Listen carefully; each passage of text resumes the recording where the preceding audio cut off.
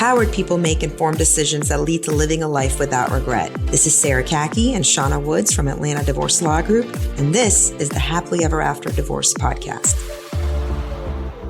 Welcome to the Happily Ever After Divorce Podcast. I'm attorney Sarah Kaki with Atlanta Divorce Law Group, and I'm joined by our very own managing partner, Shauna Woods. And today we are going to discuss how to pick your partner after you have been divorced. Shauna, we both know that it is not that uncommon for our clients who get divorced to be pretty susceptible to jump into another relationship pretty soon after that divorce. So let's kind of go through the pros, the cons, and some cautionary tales for anybody that's listening to this and wants to make their next decision from a place of conscious awareness versus instinct. Absolutely. One of the things that you don't want to be is a repeat customer of mine. And don't get me wrong, I love them, but they obviously have not healed properly coming out of their divorce before getting into a new relationship. And there are people who just enjoy relationships, right? They must be in a relationship. Love being in love. Love being in love. I think the biggest part when I start cautioning people about picking your next partner is, how about we not do it while you're still married and going through the divorce? Step one. Yes. That's step one.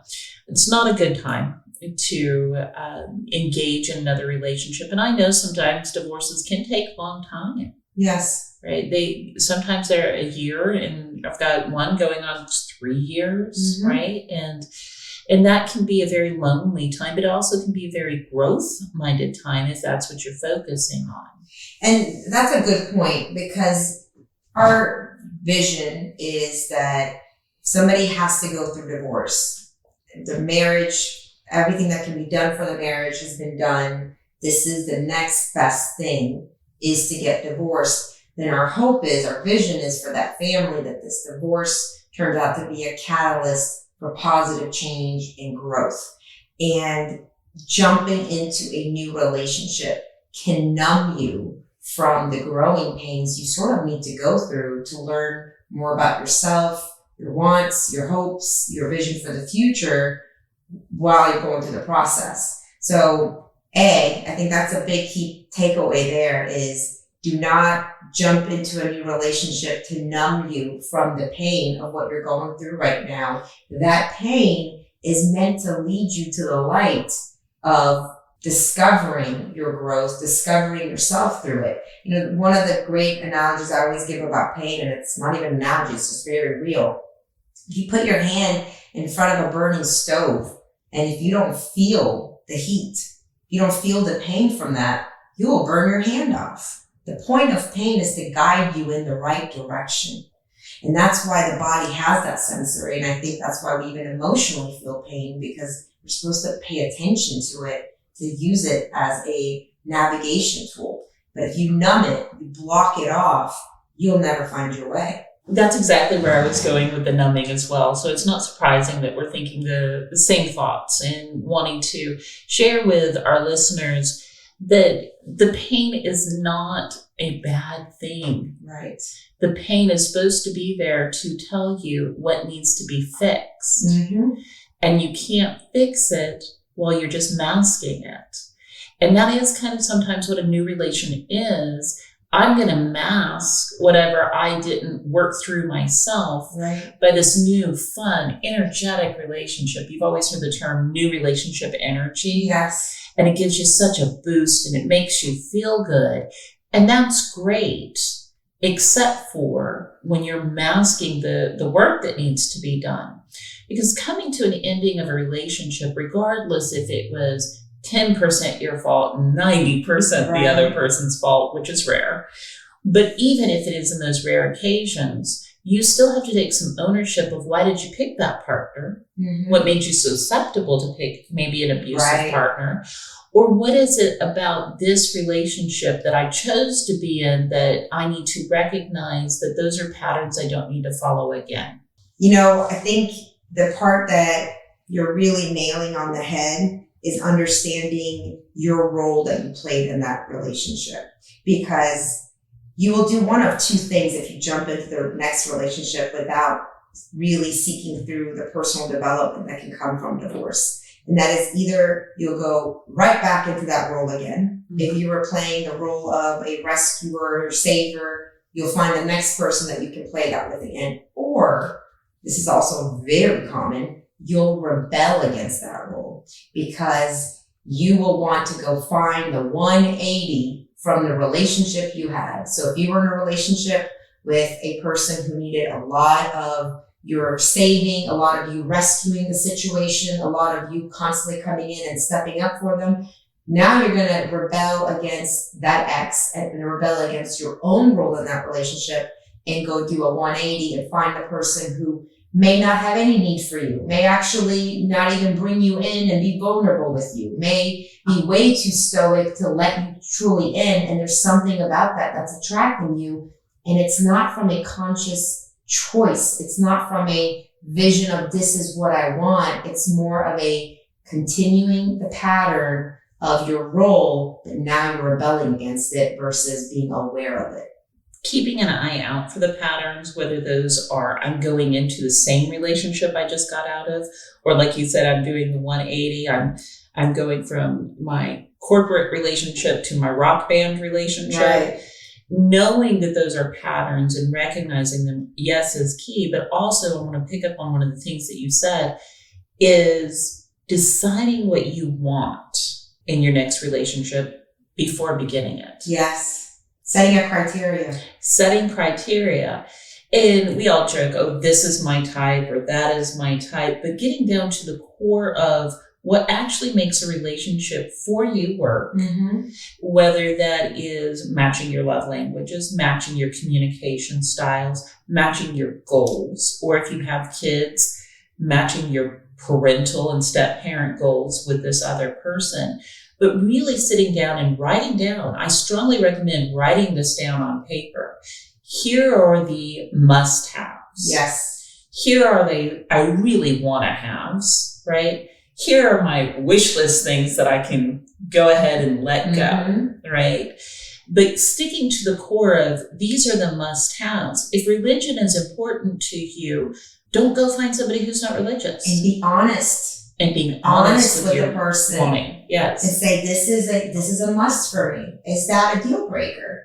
And if so, let me not waste your or my time. Instead of let me mold you into the thing that's going to help me heal, or let me mold myself into a relationship to help me heal. And that may not sound romantic. It might not sound like getting swept off your feet. But it really is the foundation for making a strong and lasting relationship is to start with these commonalities. And one of the things that you also don't want to do, because as you're coming out of a relationship and you're discovering what your likes are, is getting into a relationship too soon with somebody who's laying out, here's the things I want. And you think, oh yeah, that sounds good. Yeah. Right? Without doing that deep soul searching of, are these also the things I want? Or you can wake up in your relationship and find, I'm pretending to be this person they wanted because I wanted this relationship, mm-hmm. rather than I'm in the relationship is right for me because I discovered who I was and I set the criteria. And when you enter the next relationship out of rebellion towards your role or out of rebellion towards your ex-spouse, what I don't think people are aware of, you're continuing the dysfunction of that first marriage that you are divorcing from. This next relationship is not actually a new relationship. It's a continued pattern of the first one that you're working so hard to get divorced from. Now, what's even worse is that I don't know the statistics on this. You're the statistics check here. But I would be interested for us to know the statistics on the amount of people who are going through divorce that find their next relationship with another divorcee. That's so common.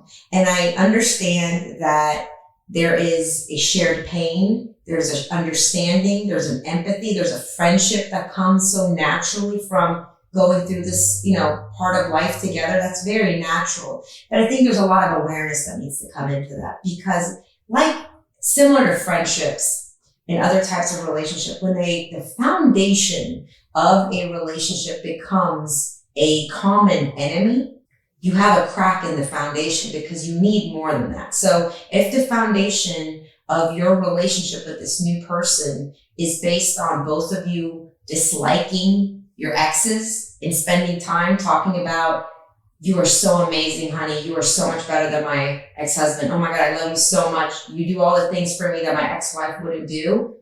That will only last so long. And we have seen it so often where they find each other in friendship, they support each other through the divorce, they lean on somebody, it turns romantic, and it lasts only to the point where that commonality will last and they outgrow it.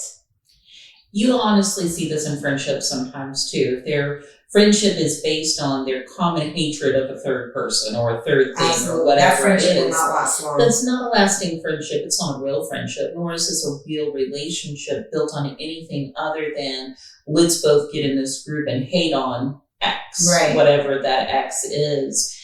And yes, I think that you look around and say, am I only being attracted to or am I only dating other people who have been divorced?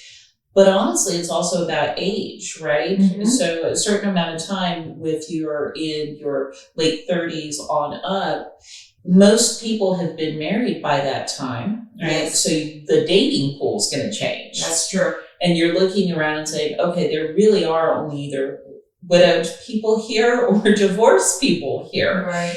And finding the healthy ones. I had a therapist use this phrase once, and I really like it. It's called couch trained. Oh. And I think you should find out before you enter into a relationship, is your partner couch trained? Which means, have they gone to therapy? Yeah. Have they put in the work? Do they understand the dynamics it takes to make a healthy relationship? And if you are couch trained and you get with somebody who's not, are you willing to take that step back and go with them along that journey? And do you want to? Right.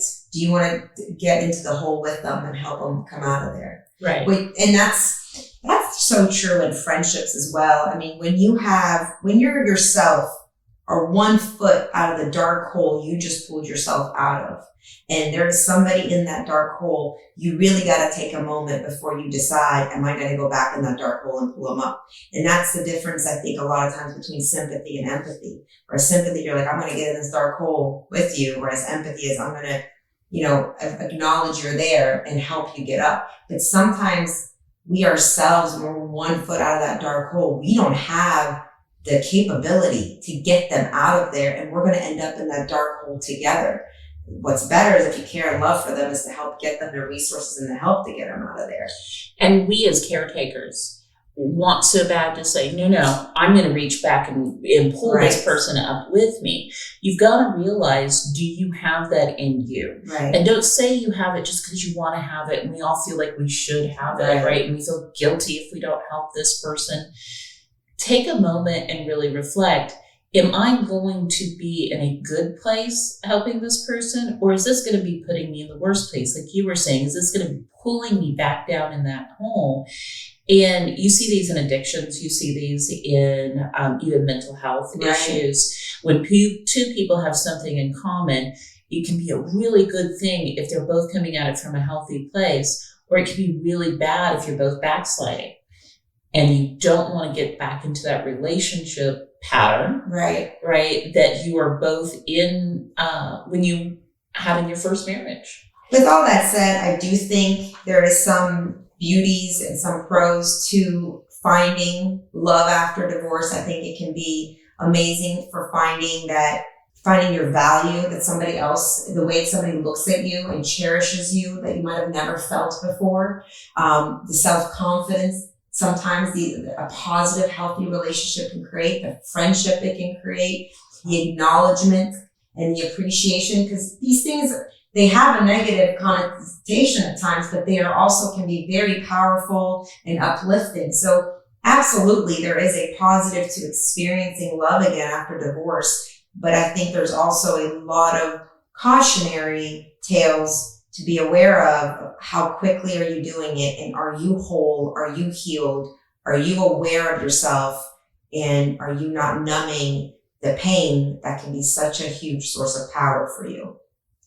The only last thing that I would say, just to reemphasize, that there is love after divorce. There is not just one person for every person.